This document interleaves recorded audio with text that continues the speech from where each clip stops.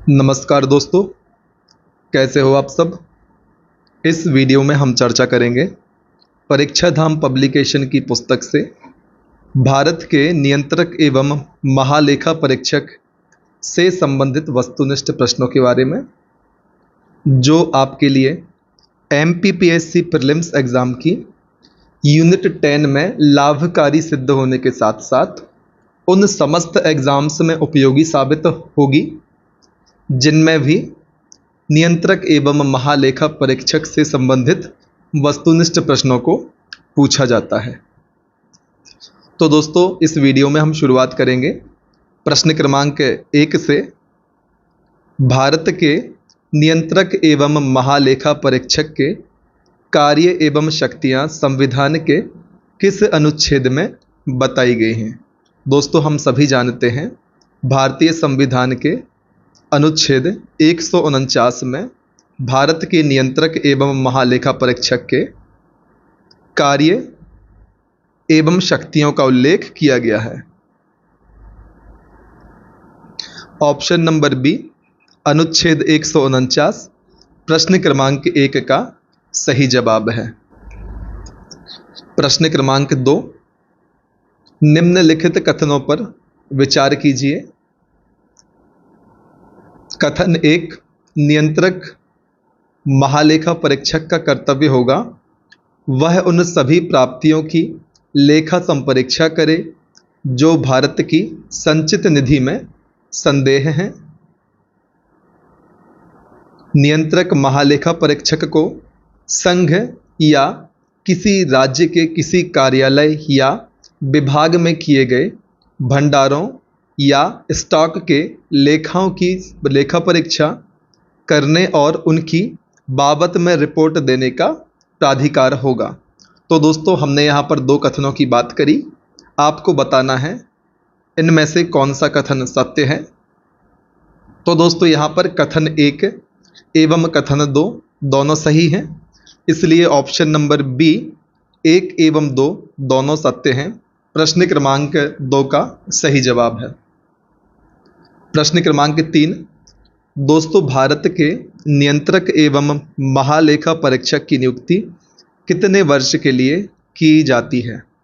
दोस्तों, हम सब जानते हैं 6 वर्ष के लिए भारत के नियंत्रक एवं महालेखा परीक्षक कैग की नियुक्ति की जाती है। प्रश्न क्रमांक 4, सर्वोच्च न्यायालय, निर्वाचन आयोग, संघ लोक सेवा आयोग, नियंत्रक महालेखा परीक्षक का कार्यकाल जैसी संस्थाओं में एक लक्षण समान है। दोस्तों, यहाँ पर पूछा जा रहा है कि सर्वोच्च न्यायालय, निर्वाचन आयोग, संघ लोक सेवा आयोग, नियंत्रक महालेखा परीक्षक के कार्यकाल जैसी संस्थाओं में एक कौन सा लक्षण है जो कि समान है। तो दोस्तों, इन सभी संस्थाओं में एक लक्षण कॉमन है, वह यह है कि ये सभी संस्थाएं संवैधानिक संस्थाएं हैं, अर्थात इनका उल्लेख भारतीय संविधान में किया गया है। उल्लेख संविधान में किया गया है। अब हम बात करेंगे प्रश्न क्रमांक 5 की। भारत के नियंत्रक एवं महालेखा परीक्षक लेखा जोखा संबंधी अपनी रिपोर्ट किसको प्रस्तुत करते हैं।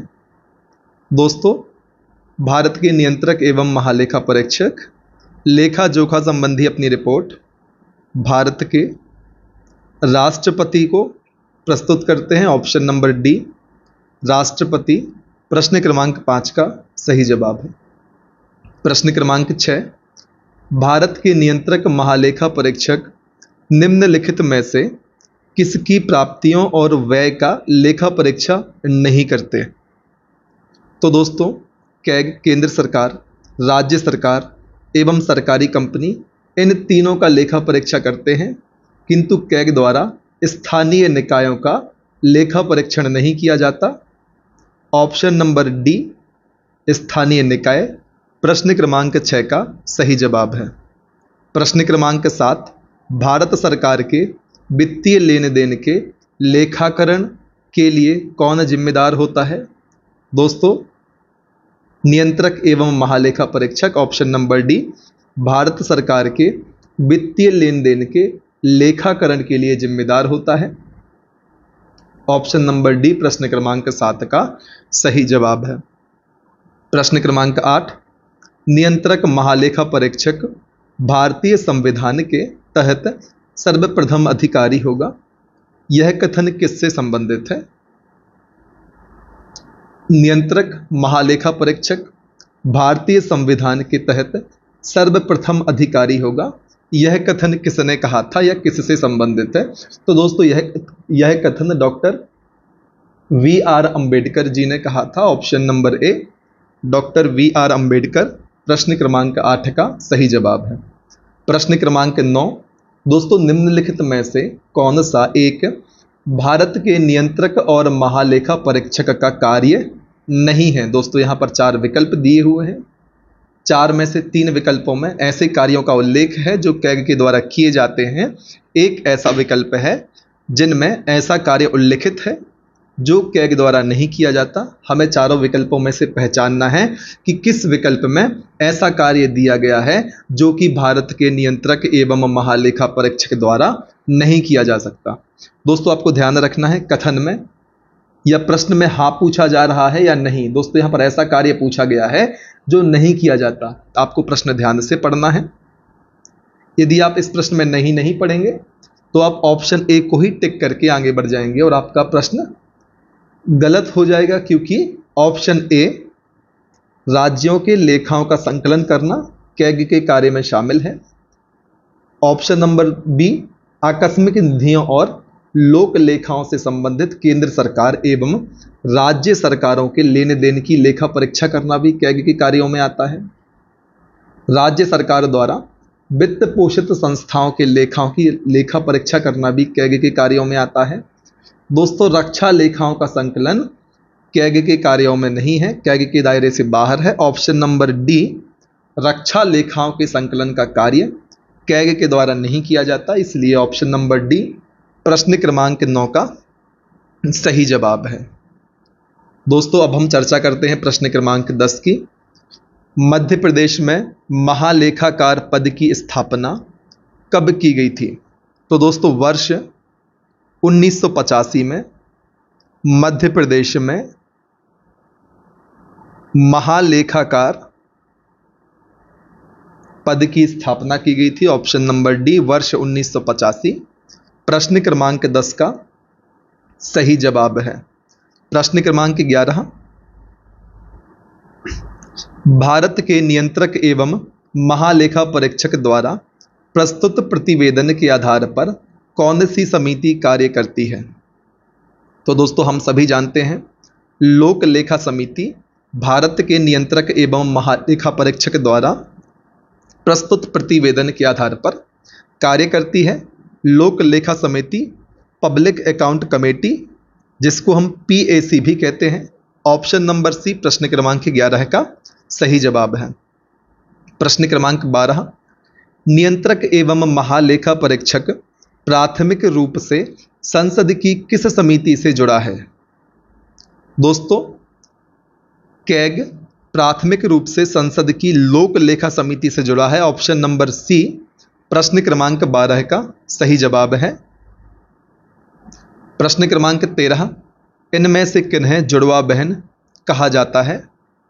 तो दोस्तों हम सभी जानते हैं प्राक्कलन समिति एवं लोक लेखा समिति को जुड़वा बहन कहा जाता है। बहुत ही महत्वपूर्ण प्रश्न है जो आपके एग्जाम में पूछा जा सकता है कि प्राक्कलन समिति एवं लोक लेखा समिति पब्लिक अकाउंट कमेटी को जुड़वा बहनें कहा जाता है।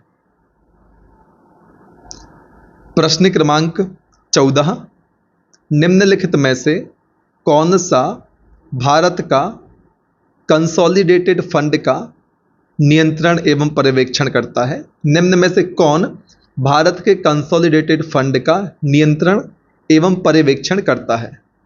तो दोस्तों हम सभी जानते हैं भारत के नियंत्रक एवं महालेखा परीक्षक कंसोलिडेटेड फंड अर्थात संचित निधि का नियंत्रण एवं पर्यवेक्षण का कार्य करते हैं। दोस्तों कंसोलिडेटेड फंड का मतलब है भारत की संचित निधि। प्रश्न क्रमांक 15, भारत के नियंत्रक तथा महालेखा परीक्षक की नियुक्ति कौन करता है? दोस्तों हम सभी जानते हैं, ऑप्शन नंबर बी, भारत के राष्ट्रपति द्वारा कैग की नियुक्ति की जाती है।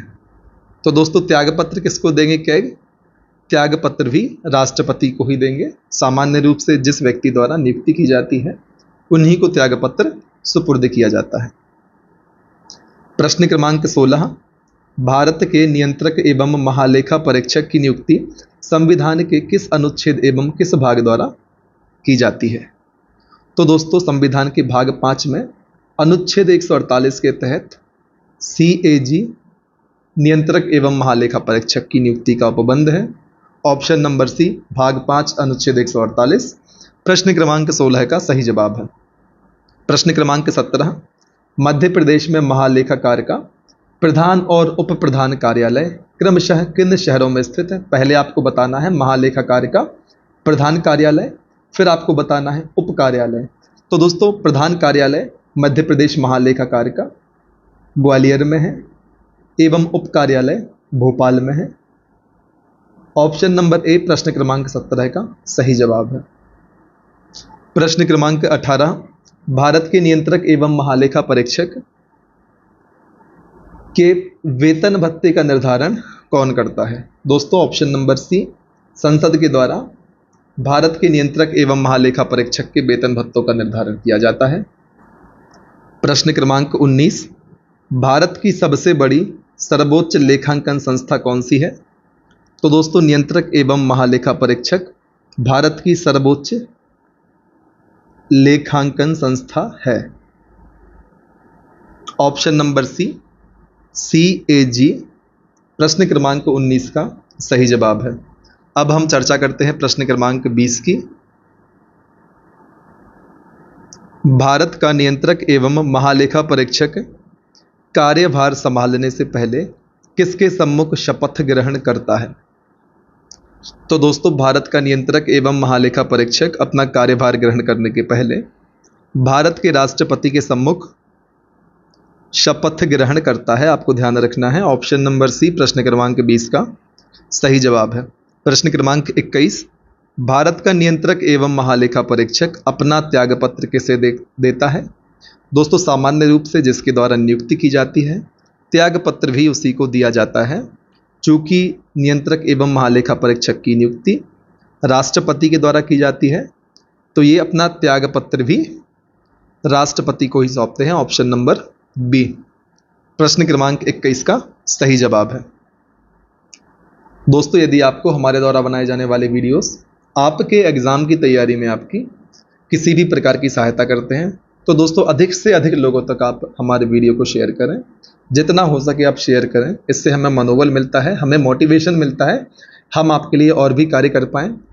आपके द्वारा वीडियो को देखने पर, वीडियो की सराहना करने पर हमें प्रेरणा मिलती है, हमें भी खुशी मिलती है कि हाँ हमारे वीडियो से विद्यार्थियों को लाभ हो रहा है। तो हम और भी ज़्यादा आपके लिए नया कंटेंट उपलब्ध करवाने के लिए प्रेरित होते हैं। तो दोस्तों अधिक से अधिक लोगों तक आप हमारे वीडियो को शेयर करें। आपका एक प्यारा कमेंट हमारे लिए अगला वीडियो बनाने के लिए मोटिवेट करता है। आप इस बात का ध्यान रखें, ज़्यादा से ज़्यादा लोगों तक आप हमारे वीडियो को पहुंचाएं ताकि अन्य लोग भी आपकी ही तरह हमारी इस सुविधा का लाभ ले पाएं। साथ ही साथ हमें भी मनोबल मिले आगे भी आपके लिए इस तरीके से कार्य करने के लिए। प्रश्न क्रमांक 22, भारत का नियंत्रक एवं महालेखा परीक्षक किस अनुच्छेद के तहत केंद्र सरकार के लेखा से संबंधित रिपोर्ट राष्ट्रपति को देता है? तो दोस्तों अनुच्छेद 151 के तहत नियंत्रक एवं महालेखा परीक्षक लेखा संबंधित रिपोर्ट भारत के राष्ट्रपति को सौंपते हैं। ऑप्शन नंबर सी प्रश्न क्रमांक 22 का सही जवाब है। प्रश्न क्रमांक 23, भारत का नियंत्रक एवं महालेखा परीक्षक किसी कर या शुल्क आगमों का निर्धारण और प्रमाणन किस अनुच्छेद के अनुसार करता है? ऑप्शन नंबर डी अनुच्छेद 279 के तहत भारत का नियंत्रक एवं महालेखा परीक्षक किसी कर या शुल्क आगमों का निर्धारण और प्रमाणन करता है।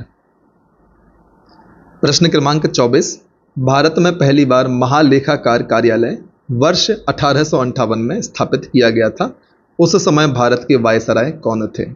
दोस्तों आपको बताना है कि 1858 में जब पहली बार भारत में महालेखाकार का कार्यालय स्थापित किया गया था, उस समय भारत के वायसराय कौन थे? तो दोस्तों 1858 के टाइम पर भारत के वायसराय लॉर्ड केनिंग थे। Option number B Lord Canning प्रश्न क्रमांक 24 का सही जवाब है। अब हम आगे बढ़ते हैं प्रश्न क्रमांक 25 पर। नियंत्रक एवं महालेखा परीक्षक राष्ट्रपति को 3 लेखा परीक्षा प्रतिवेदन प्रस्तुत करता है, वो कौन से हैं? दोस्तों हम सभी जानते हैं, कैग राष्ट्रपति के लिए विनियोग लेखाओं पर लेखा परीक्षा, वित्त लेखाओं पर लेखा परीक्षा एवं सरकारी उपक्रमों पर लेखा परीक्षा प्रतिवेदन प्रस्तुत करते हैं। आर्थिक सर्वेक्षण पर लेखा परीक्षण कैग द्वारा प्रस्तुत नहीं किया जाता, इसलिए कथन 1, 2 एवं 3 तीनों सही हैं। ऑप्शन नंबर सी प्रश्न क्रमांक 25 का सही जवाब है। प्रश्न क्रमांक 26, लेखा परीक्षा बोर्ड जिसको इंग्लिश में ऑडिट बोर्ड कहा जाता है की स्थापना कब की गई? तो दोस्तों 1968 में ऑडिट बोर्ड की स्थापना की गई। ऑप्शन नंबर डी प्रश्न क्रमांक 26 का सही जवाब है। प्रश्न क्रमांक 27 की अब हम बात करते हैं। दोस्तों इनमें से कौन नियंत्रक एवं महालेखा परीक्षक पद पर रहा है? आपको 3 विकल्प दिए हुए हैं, आपको पहचानना है इनमें से कौन व्यक्ति नियंत्रक एवं महालेखा परीक्षक के पद को सुशोभित कर चुके हैं। तो दोस्तों A.K. राय, विनोद राय एवं T.N. चतुर्वेदी तीनों व्यक्ति कैग के पद पर रह चुके हैं। ऑप्शन नंबर डी 1, 2, 3 प्रश्न क्रमांक 27 का सही जवाब है। प्रश्न क्रमांक 28, इंडियन ऑडिट एवं अकाउंट डिपार्टमेंट की स्थापना किस वर्ष में की गई थी? इंडियन ऑडिट एवं अकाउंट डिपार्टमेंट, तो दोस्तों इसकी स्थापना बहुत पहले वर्ष 1753 में की गई थी। ऑप्शन नंबर बी प्रश्न क्रमांक 28 का सही जवाब है। प्रश्न क्रमांक 29, दोस्तों भारत के प्रथम नियंत्रक महालेखा परीक्षक कौन है? तो वी नरहरि राव भारत के पहले नियंत्रक एवं महालेखा परीक्षक हैं। पहले कैग हैं, CAG हैं, ध्यान रखिए दोस्तों। अब हम चर्चा करेंगे प्रश्न क्रमांक 30 की। वर्तमान समय में भारत के नियंत्रक एवं महालेखा परीक्षक का क्रम कौन सा है? वर्तमान में जो भी महालेखा परीक्षक इस पद पर नियुक्त हैं वह किस क्रम के महालेखा परीक्षक हैं? दोस्तों ध्यान रखिए 14वें क्रम के महालेखा परीक्षक हैं। वर्तमान समय में भारत के नियंत्रक एवं महालेखा परीक्षक कौन है? तो दोस्तों option number B Girish Chandra Murmu वर्तमान में भारत के कैग हैं और यह 14वें नंबर के कैग हैं भारत के। आपको यह बात भी ध्यान रखनी है। प्रश्न क्रमांक 32, निम्नलिखित में से किसके द्वारा भारत के नियंत्रक एवं महालेखा परीक्षक के पद का सृजन किया गया था? तो दोस्तों संविधान के द्वारा भारत के नियंत्रक एवं महालेखा परीक्षक के पद का सृजन किया गया था। दोस्तों कैग एक संवैधानिक निकाय है और संविधान में शुरुआत से ही कैग के पद का उल्लेख है। प्रश्न क्रमांक 33, लोक निधि का अभिभावक किसे कहा जाता है? दोस्तों ऑप्शन नंबर बी भारत के नियंत्रक महालेखा परीक्षक को लोक निधि का अभिभावक कहा जाता है। ध्यान रखिए लोक निधि का अभिभावक भारत के नियंत्रक एवं महालेखा परीक्षक को कहा जाता है। ऑप्शन नंबर बी प्रश्न क्रमांक 33 का सही जवाब है। प्रश्न क्रमांक 34, भारत के CAG नियंत्रक एवं महालेखा परीक्षक कौन सा कार्य करते हैं दोस्तों? तो दोस्तों यह लोक वित्त के संरक्षक के रूप में कार्य करते हैं। प्रश्न इस प्रकार से होना चाहिए था कि भारत के CAG किस रूप में कार्य करते हैं, तो राइमिंग के हिसाब से ऑप्शन होता ऑप्शन नंबर बी लोक वित्त के संरक्षक के रूप में भारत के नियंत्रक एवं महालेखा परीक्षक कार्य करते हैं। प्रश्न क्रमांक 35, निम्न में से क्या असंगत है? आपके लिए गलत कथन को पहचानना है दोस्तों। आप ध्यान रखिए क्वेश्चन में असंगत, संगत, नहीं, यस इन सारे शब्दों पर आप जरूर ध्यान दें। ध्यान ना देने पर हम गलत बनता हुआ प्रश्न भी गलत करके आ जाते हैं। तो ध्यान रखिए प्रश्न क्रमांक 35 में हमें असंगत कथन को पहचानना है। एक तरफ अनुच्छेद दिया हुआ है, दूसरी तरफ उपबंध की चर्चा की गई है। तो दोस्तों 148 अनुच्छेद 148 में कैग की नियुक्ति बिल्कुल सही 149 कैग की कर्तव्य एवं शक्तियां, दोस्तों यह कथन भी सही है। अनुच्छेद 150 इसमें संघ तथा राज्य के लेखों के प्रकार हैं, दोस्तों यह कथन भी सही है। अनुच्छेद 151 राज्यपाल की नियुक्ति, दोस्तों यह कथन गलत है, ऑप्शन नंबर डी प्रश्न क्रमांक 35 का सही जवाब है। प्रश्न क्रमांक 36 निम्न में से कौन बजट की तैयारी में शामिल होता है? आपको बताना है किसके द्वारा बजट की तैयारियां करवाई जाती हैं। तो दोस्तों इसमें वित्त मंत्रालय शामिल होता है, नीति आयोग शामिल होता है, नियंत्रक एवं महालेखा परीक्षक भी शामिल होते हैं। इसलिए ऑप्शन नंबर डी उपरोक्त सभी प्रश्न क्रमांक 36 का सही जवाब है। प्रश्न क्रमांक 37 दोस्तों ब्रिटेन का सीएजी कौन होता है? तो दोस्तों हाउस ऑफ कॉमन्स का सदस्य ही ब्रिटेन का सीएजी होता है, आपको ध्यान रखना है। ऑप्शन नंबर ए प्रश्न क्रमांक 37 का सही जवाब है। प्रश्न क्रमांक 38 कैग की शपथ का प्रावधान किस अनुसूची में है? तो दोस्तों तीसरी अनुसूची में कैग की शपथ का प्रावधान किया गया है। ऑप्शन नंबर सी तीसरी अनुसूची प्रश्न क्रमांक 38 का सही जवाब है। प्रश्न क्रमांक 49 दोस्तों कैग को पद से हटाया जाना किसके समान है? सुप्रीम कोर्ट के न्यायाधीश के समान हम कैग को पद से हटा सकते हैं। ऑप्शन नंबर ए प्रश्न क्रमांक 39 का सही जवाब है। दोस्तों कैग का कार्यकाल कितने वर्ष का होता है? हमने कई बार चर्चा करी है अपने पुराने वीडियोस में भी कि कैग का कार्यकाल 6 वर्ष या 65 वर्ष की आयु इनमें से जो भी पहले हो तब तक होता है। ऑप्शन नंबर सी प्रश्न क्रमांक 40 का सही जवाब है।